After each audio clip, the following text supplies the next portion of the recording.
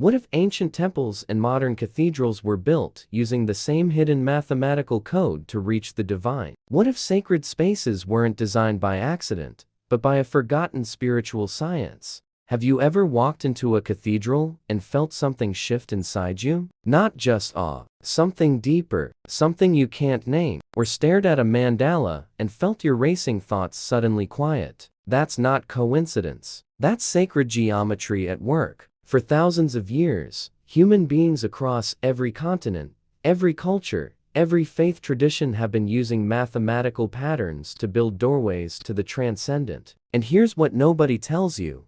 These patterns aren't random aesthetic choices. They're spiritual technology. Precise, intentional, powerful. Think about it. Gothic cathedrals in medieval Europe, Buddhist mandalas in the Himalayas, Islamic mosques in Persia, Hindu temples in India, Mayan pyramids in Central America. None of these civilizations had contact with each other. No emails, no phone calls, no shared blueprints. Yet they all independently discovered the same mathematical principles for constructing spaces that elevate human consciousness. The golden ratio, fractal patterns, sacred proportions, radial symmetry. How does that happen? The answer is both simple and unsettling.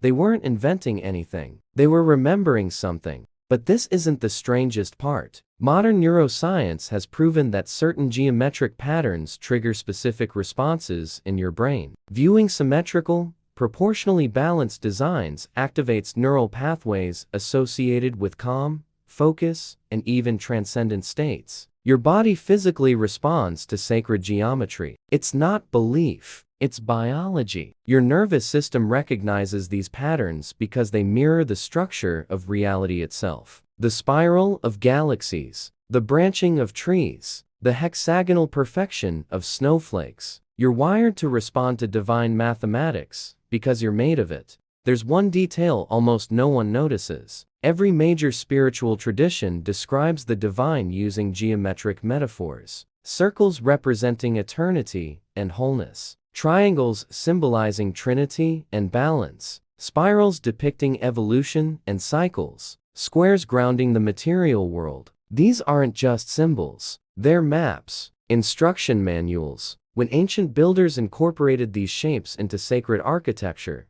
they were creating physical environments that mirror spiritual truths. Walk into these spaces and your body remembers what your mind forgot. And this is where everything shifts. Sacred geometry isn't locked away in ancient temples or monastery libraries. It's everywhere. In the flowers blooming outside your window. In the shell you found at the beach. In the pattern of your own fingerprint. The universe is built on geometric principles. And when you learn to see them, the ordinary becomes sacred. A simple walk in nature transforms into a meditation. Your living space becomes a temple. Your daily routine becomes a ritual. Because you're not just observing geometry, you're participating in it. Why do mandalas pull your eyes toward the center like a visual gravitational force? Now, it's travel east. Picture a Tibetan monk sitting cross-legged on the floor, colored sand flowing through a metal funnel, creating impossibly intricate patterns grain by grain. He's been working for days,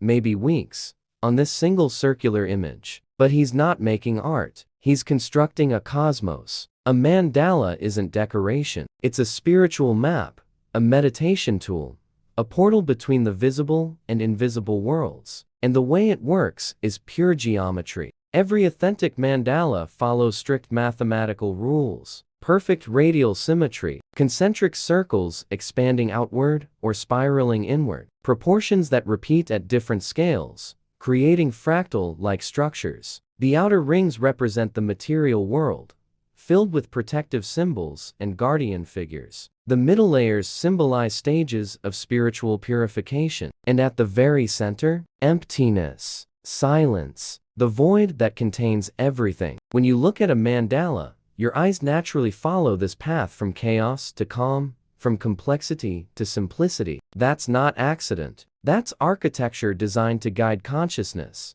Comment below if this has ever made sense to you at some point in your spiritual journey. What comes next is deeply unsettling. The mandala tradition exists in nearly identical forms across cultures that never met. Tibetan Buddhists create sand mandalas for meditation. Hindus use yantras, geometric diagrams serving the exact same purpose. Native American tribes paint sacred circles for healing ceremonies. Celtic cultures carved triple spirals representing life cycles. Australian Aboriginal peoples create circular dreamtime paintings. Even medieval Christian mystics drew circular diagrams called contemplation wheels. Different continents, different languages, different gods, same geometry. But here's what really breaks your brain. Creating a mandala is an act of deliberate impermanence. Monks spend weeks constructing incredibly detailed sand mandalas, pouring their focus and prayer into every grain. And when they finish, they destroy it. Sweep it away. Pour the sand into a river. Let it dissolve back into formlessness. This isn't waste. It's the lesson. The mandala teaches that beauty is temporary, attachment is suffering, and the sacred exists in the process, not the product. Sacred geometry isn't meant to be owned. It's meant to be experienced and released.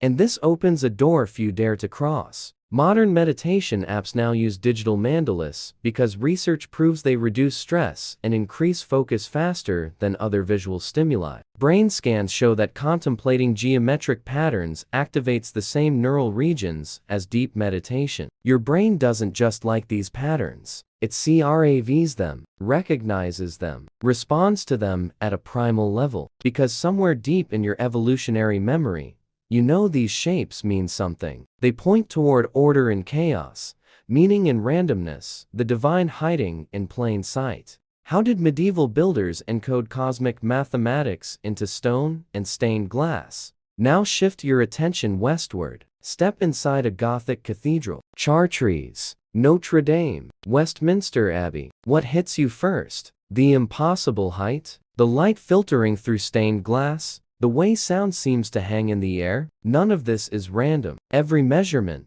every arch, every window was calculated using sacred geometry. The golden ratio, Fibonacci sequences, harmonic proportions, the same mathematical patterns found in seashells, flower petals, and spiral galaxies. Medieval master builders knew these weren't just pretty numbers. They were the language of creation itself. Look at the floor plan of any major cathedral. It forms a cross, yes, but that's only surface symbolism. The real magic is in the proportions. The length relates to the width using the golden ratio. The height of the nave follows Fibonacci sequences. The placement of columns creates geometric harmonies that affect how you move through the space. You're not just walking through a building. You're navigating a three-dimensional mathematical equation designed to elevate your consciousness toward the divine. And this is where everything shifts. The rose windows, those massive circular stained glass masterpieces, are essentially Western mandalas. Perfect radial symmetry, 12 petals or 24 segments. Geometric patterns radiating from a central point. When sunlight pours through them, they don't just illuminate the space. They transform it. The colored light creates specific psychological effects. Deep blues calm your nervous system. Vibrant reds energize. Golds elevate. Medieval builders understood that geometry and light work together to alter states of awareness. There's one detail almost no one notices. The acoustics in Gothic cathedrals aren't accidental. The height of the vaults, the angles of the walls, the placement of the altar create a reverb effect that makes Gregorian chants sound otherworldly. Sound waves rise, bounce, envelope the congregation. Architects were building instruments, not just structures. Giant stone and glass instruments tuned to specific frequencies designed to trigger spiritual experiences. You don't just hear prayers in a cathedral. You feel them vibrating through your entire body. What comes next is deeply unsettling. Researchers discovered many Gothic cathedrals were built on sites ancient cultures considered sacred long before Christianity arrived. Places with unusual electromagnetic properties, underground water sources, geological features that create measurable energy fields. Medieval builders didn't choose random locations. They measured, they calculated, they felt. Then they erected structures whose geometric proportions amplify these natural energies. A cathedral isn't just a building. It's a spiritual amplifier constructed from stone, light, and cosmic mathematics. What if geometry is the one true universal language that every religion speaks fluently? Here's where it gets truly mind-bending. Buddhists in Tibet creating sand mandalas, Christians in France raising Gothic cathedrals, Muslims in Persia designing fractal arabesque patterns, Hindus in India carving temple complexes, Maya in Central America building pyramids aligned with constellations. These cultures never communicated, never traded architectural plans, never compared notes, yet they all independently arrived at identical mathematical conclusions about how to connect humans with the divine. This isn't cultural diffusion. This is universal truth. Consider the golden ratio, the number 1.618. It appears in Greek temples, Ottoman mosques, Japanese pagodas, Byzantine churches, the Great Pyramid of Giza, the Parthenon, Angkor Wat,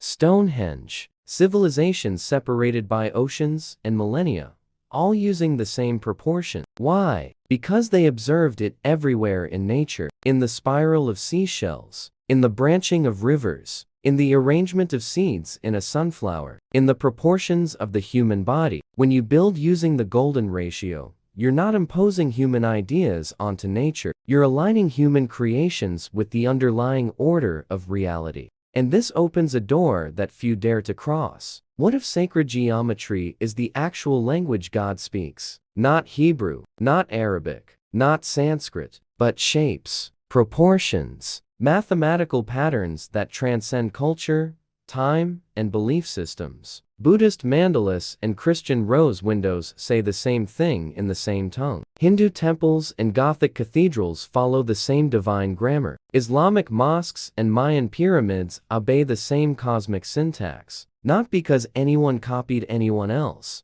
because they all tapped into the same source code. Now, let your own body. Your bones follow Fibonacci ratios. Your lungs from fractal branching patterns. Your heart beats in rhythms mathematicians call organized chaos. DNA spirals in a double helix. The proportions of your face, when perfectly symmetrical, match the golden ratio. You are living, breathing sacred geometry. And when you enter a space built using these same proportions, something resonates. Not faith, recognition. Your geometrically structured body recognizing geometric truth in your environment. And in that recognition, dormant awareness awakens. The most unsettling part? Quantum physicists are discovering that spacetime itself has geometric structure at the smallest scales. That reality, at its most fundamental level, is made of shapes, angles, proportions. Sacred geometry isn't metaphor, it's literal. The universe is constructed from divine mathematics. And when humans use that mathematics to create prayer spaces, we're not just building, we're tuning in, aligning frequencies, touching the invisible architecture that holds everything together. How can you harness sacred geometry to transform your personal spiritual practice right now? So what does this mean for your life today? You don't need to build a cathedral or spend years creating sand mandalas, but you can use the same principles starting immediately. Sacred geometry isn't locked in monasteries or ancient ruins. It's available, accessible, alive. Begin by training your eyes to notice patterns around you. The spiral of a fern unfurling, the symmetry of a butterfly's wings, the hexagonal perfection of a honeycomb. These aren't random. They're visible manifestations of invisible order. And when you practice seeing them, your perception shifts. The mundane becomes miraculous. Create a personal sacred space in your home. It doesn't need to be large. A corner of your bedroom works perfectly, but arrange it intentionally. Use symmetry. Place objects in circles or spirals. Choose proportions that feel harmonious even if you can't explain why. That inexplicable feeling isn't random. It's your body recognizing geometric truth. When you meditate,